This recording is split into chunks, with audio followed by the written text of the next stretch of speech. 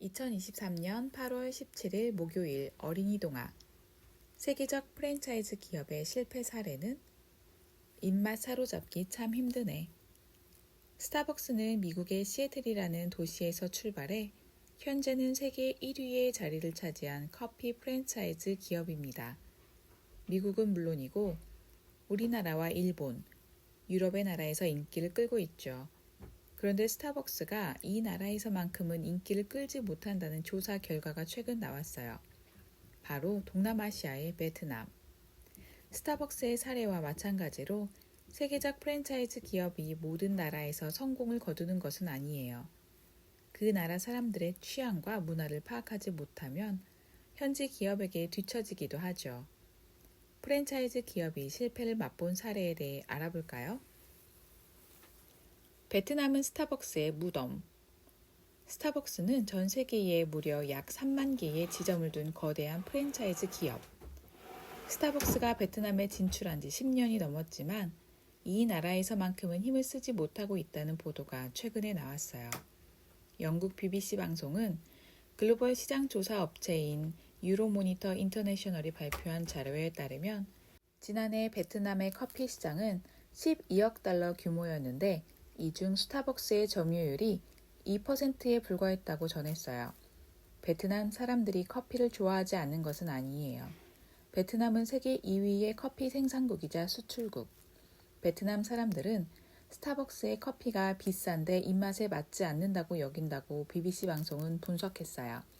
베트남에서 중간 크기의 스타벅스 커피 한 잔 가격은 약 5,000원. 이 나라 사람들의 한 달 평균 소득이 45만 원인 것을 고려했을 때 매우 높은 가격이지요. 베트남 사람들은 진하고 향이 많이 나는 커피를 좋아하는데 스타벅스의 커피는 부드러운 맛을 내는 편이라 인기가 없죠. 베트남 현지 카페에서 주로 판매하는 열대 과일과 커피를 섞은 메뉴가 스타벅스에는 없다는 점도 관심을 받지 못하는 이유로 꼽혀요. 피자 본고장에서 쫓겨난 도미노. 미국에서 시작된 도미노 피자는 세계 1위의 피자 프랜차이즈 기업. 도미노 피자도 피자의 본고장인 이탈리아에서는 고전을 면치 못했어요. 지난 2015년 야심차게 이탈리아의 시장에 진출했지만 지난해 철수하고 말았어요. 도미노 피자는 빠른 배달이 가능하다는 점을 무기로 이탈리아에 진출했어요. 처음에는 이 전략이 통하는 듯 보였죠. 하지만 지난 2020년 코로나19가 확산하기 시작하면서 이탈리아의 현지 피자 가게도 배달을 시작했어요. 경쟁이 치열해지면서 도미노 피자의 인기는 점점 식어갔죠. 도미노 피자는 미국인들의 입맛에 맞게 바꾼 피자를 이탈리아에서도 판매했는데 미국 경제 매체인 비즈니스 인사이더는 이것은 순조롭지 않았다고 평가했어요. 파인애플이 들어간 하와이안 피자나 치즈버거 피자 등 미국식 피자가 이탈리아인들의 입맛을 사로잡지 못한 것이죠. 1위 놓친 코카콜라가 선택한 방법은? 탄산음료 시장에서 전 세계 1위를 기록하고 있는 기업은 바로 미국의 코카콜라. 코카콜라는 전 세계 각지에 공장을 두고 그 지역에서 콜라를 생산하여 판매하고 있지요. 세계에서 가장 잘 팔리는 탄산음료인 코카콜라의 콜라는 남미의 페루라는 나라에서는 희한하게도 인기를 끌지 못했어요. 이유는 잉카콜라라는 음료가 현지인들 사이에서 큰 사랑을 받고 있었기 때문. 코카콜라와 달리 노란색을 띠는 잉카콜라는 독특한 허브 향이 나는 탄산음료예요. 페루인들에게 코카콜라의 콜라는 비싸기만 하고 입맛에 맞지 않았어요. 페루에서 만년 2위만 기록하던 코카콜라는 1999년 잉카콜라를 생산하는 기업을 아예 사들이는 방법을 택했어요. 아프가니스탄 난민 출신 여성 장애인 태권도 선수 유럽 정상의 우뚝. 아프가니스탄 출신의 여성 태권도 선수 자키아 쿠다다디가 2023 유럽 장애인 선수권 대회에서 금메달을 목에 걸었어요. 2023 유럽 장애인 선수권 대회 조직위원회는 쿠다다디가 최근 네덜란드 로테르담에서 열린 태권도 여성 47kg 결승에서 튀르키예의 누르시안 에킨지를 누르고 챔피언의 자리를 올랐다고 밝혔습니다. 유럽 장애인 선수권 대회는 유럽에서 펼쳐지는 미니 패럴림픽 격의 대회로 올해 처음으로 열렸어요. 태어날 때부터 왼쪽 팔꿈치 아래가 없는 장애를 가진 쿠다다디는 아프가니스탄 최초의 올림픽 메달리스트인 로울라 니크파이를 보고 태권도를 배우기 시작했어요.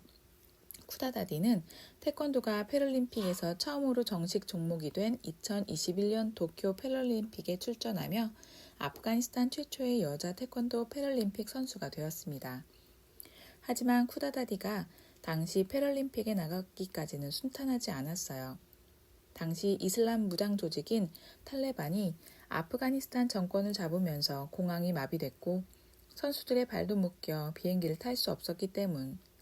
당시 쿠다다디는 세계 태권도 연맹 등의 도움을 받아 극적으로 아프가니스탄을 탈출해 대회에 참가할 수 있었습니다. 이후 프랑스 태권도 협회의 도움으로 프랑스에서 훈련을 이어온 쿠다다디는 이날도 프랑스 대표팀 도복을 입고 대회에 참가했어요. 경기가 끝난 후 인터뷰에서 쿠다다디는 이 메달을 내게 매우 큰 의미이다.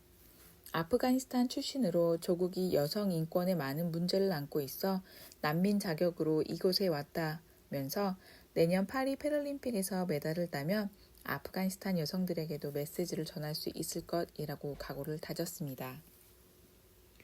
쿠다다디에게 응원의 메시지를. 2년 전 도쿄 패럴림픽 당시 쿠다다디는 여자 49kg급 16강에서 탈락했지만 2년 만에 세계 정상급 대회에서 1위에 올랐어요. 조국의 안타까운 사정을 뒤로하고 힘겹게 훈련을 이어가고 있는 쿠다다디에게 전하는 응원의 메시지를 써보아요. 학교 운동장에서 모래놀이 하던 독일 초등생, 고대 로마 시대 은화 발견. 초등학교 운동장에서 모래놀이를 하던 독일의 한 초등생이 고대 로마 시대에 만들어진 은화를 발견해 화제예요. 미국의 시사 주간지인 뉴스위크와 독일 현지 언론 등 외신은 9세 어린이 비아네가 지난해 독일 브레멘 지역의 학교 운동장에서 놀다가 우연히 동전을 발견해 보관하고 있었는데 해당 동전은 고대 로마 제국에서 만들어진 데나리온 은화임이 최근 밝혀졌다고 보도했어요. 데나리온은 고대 로마 시대에 만들어진 은화로 노동자들이 하루 동안 일을 하며 이 동전 하나를 받았다고 해요. 유럽 등에서 흔히 사용된 데나리온은 세계 최초의 기축통화로 평가받아요. 전문가들은 이 동전이 161년에서 180년 사이 로마 제국을 통치했던 황제 마르쿠스 아울레리우스 제위 때 만들어진 것으로 보고 있어요. 한 어린이가 우연히 발견한 동전이 무려 1800년 이상 된 보물이었던 것이죠. 세월이 흐른 탓에 많이 닳아 동전에 무엇이 새겨졌는지 정확히 파악할 수 없지만 가장자리와 중앙에는 도형이 남아있어요. 브레멘의 고고학자인 우타 할레는 동전이 고대 로마 제국의 일부가 아니었던 독일에서 발견됐다는 점에서 이번 발견은 이례적이라고 평가했어요.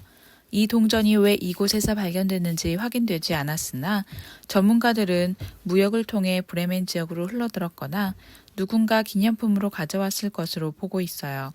동전은 지역 박물관에 전시될 예정이에요. 비아네는 내가 박물관을 방문하면 언제든지 동전을 볼 수 있고 다른 사람들 또한 내가 발견한 동전을 관람할 수 있을 것이라고 밝혔어요.